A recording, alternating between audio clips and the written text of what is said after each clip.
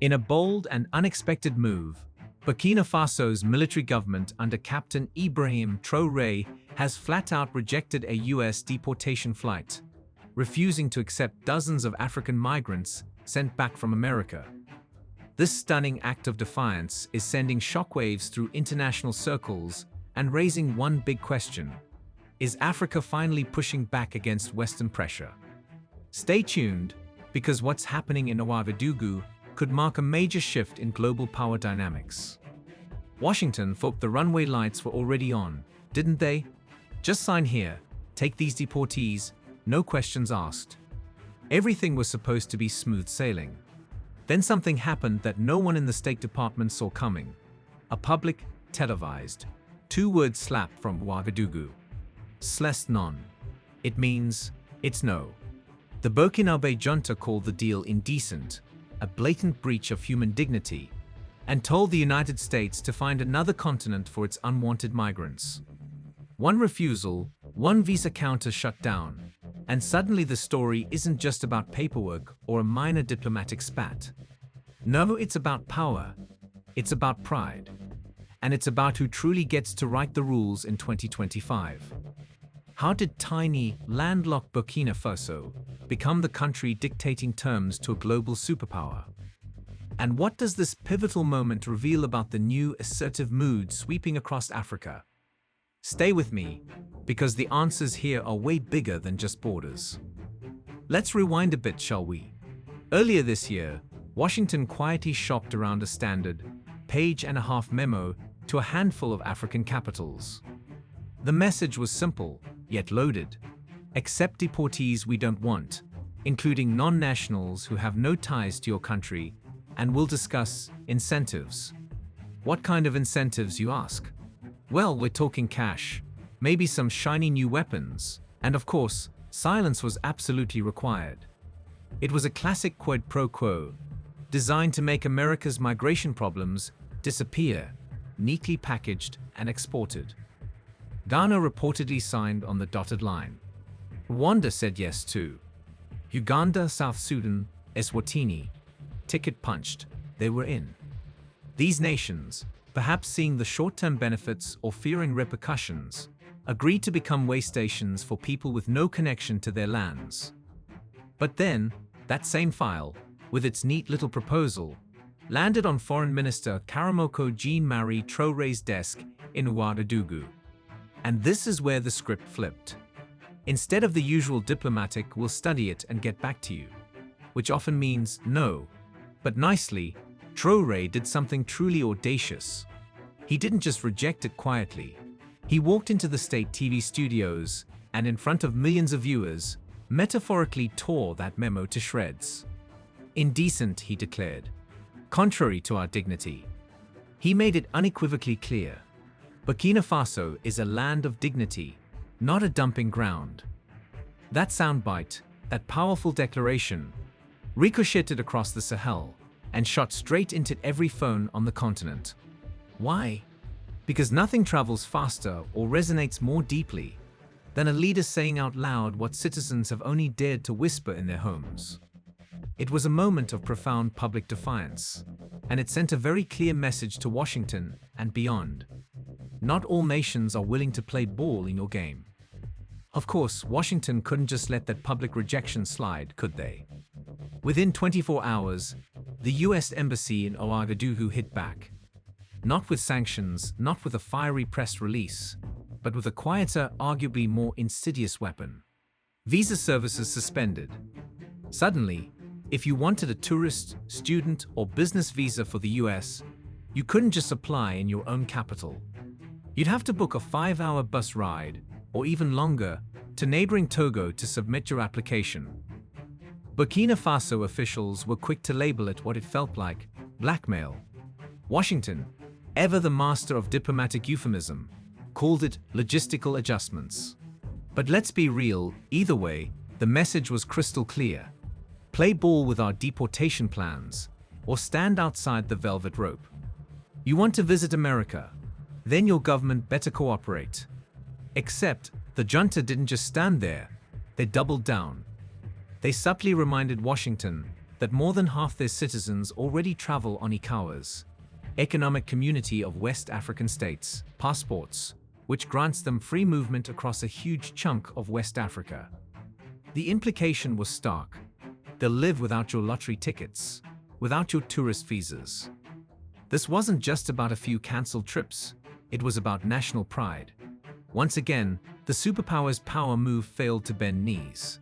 Instead, it only stiffened spines, further cementing the junta's image as defenders of national sovereignty against perceived external pressure. Now, you might be thinking this is just another immigration spat, right? A minor disagreement over who goes where. But zoom out for a second. This isn't just about migration. This is about something far more fundamental. The same week Foreign Minister Traore refused the US proposal, something else significant was happening. Russian trainers were landing new helicopters at a local base. French troops? They'd been long gone, expelled by Traoré's government in early 2023. American drones, still operating, sure, but under much stricter oversight than before. Burkina Faso isn't begging for partnerships anymore.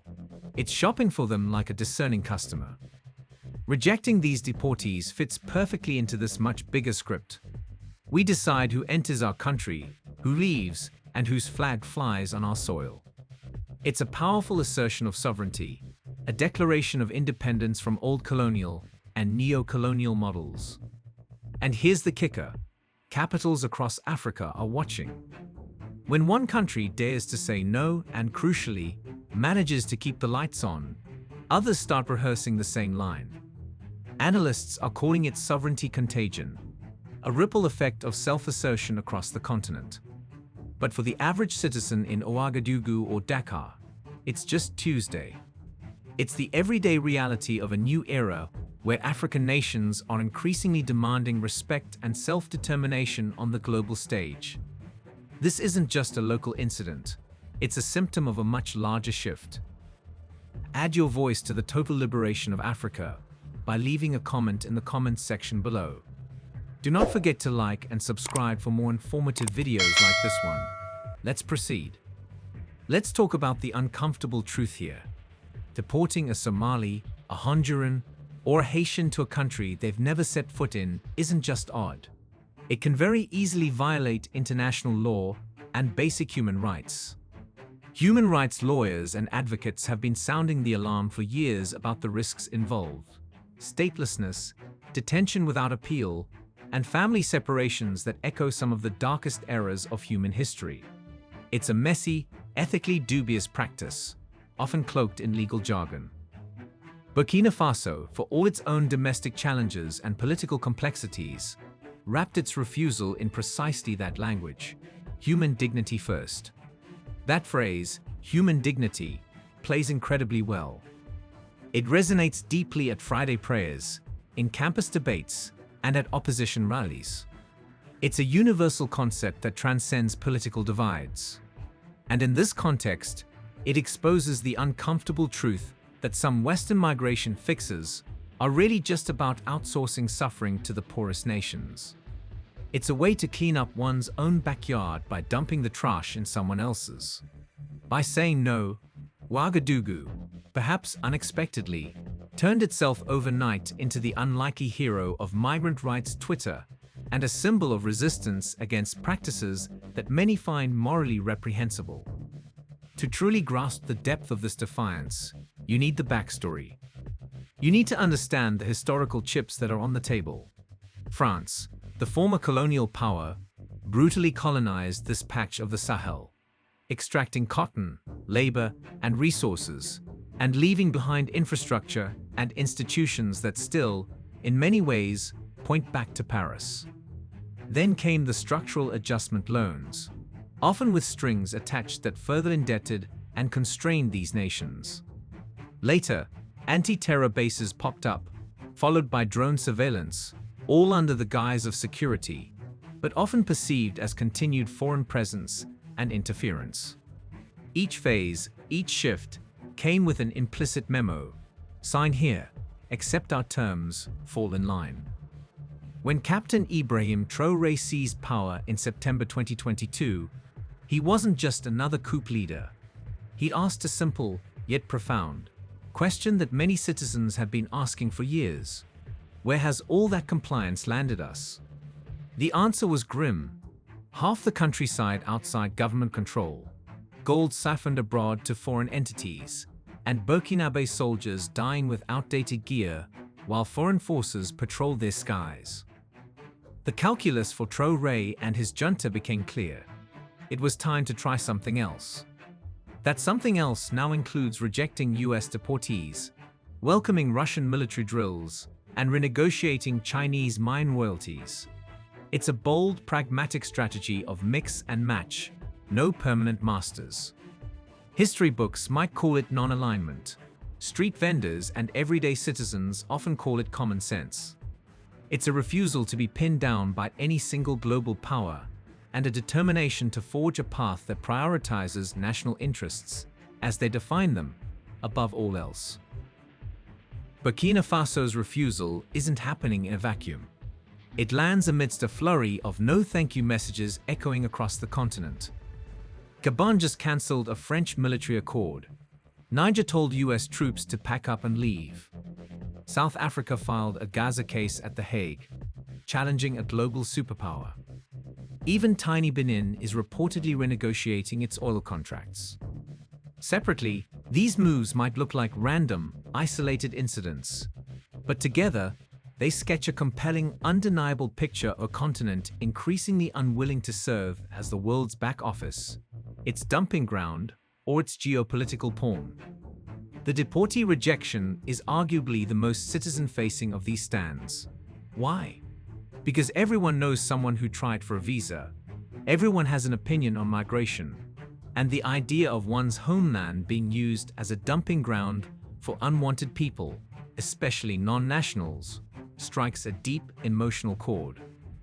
That relatability, that immediate understanding, makes it rocket fuel for public support and, crucially, for replication. If you're a president sitting in Accra or Dakar, watching approval ratings jump in Ouagadougou because a leader stood up to a superpower, you can't help but wonder, could that work here? This isn't just about Burkina Faso anymore. It's about a continental awakening, a collective assertion of dignity and autonomy. Sovereignty feels absolutely amazing, doesn't it? Until the bills start arriving. Washington certainly has levers it can pull. They can tighten aid, restrict World Bank votes, or lean heavily on IMF reviews. For a country like Burkina Faso, where 1 in 3 citizens lives below the poverty line, that kind of financial leverage matters a lot. It's not an insignificant threat. Yet Captain Traoré's inner circle seems to be betting big. They believe that Russia, increasingly looking for allies and influence, along with Gulf states and Pan-African banks, can step in to fill at least some of those potential financial gaps. Enough, at least, to keep soldiers paid, essential services running, and street protests quiet. It's a high-stakes poker game, no doubt, with the futures of millions of citizens as the chips. The same bloggers and citizens who are cheering the indecent speech are also quietly asking, what happens if the money dries up? What if these new partnerships don't deliver? Their answer so far seems to be a collective shrug and a defiant declaration. Better uncertainty with dignity than handouts with handcuffs. It's a difficult choice, but one they seem prepared to make.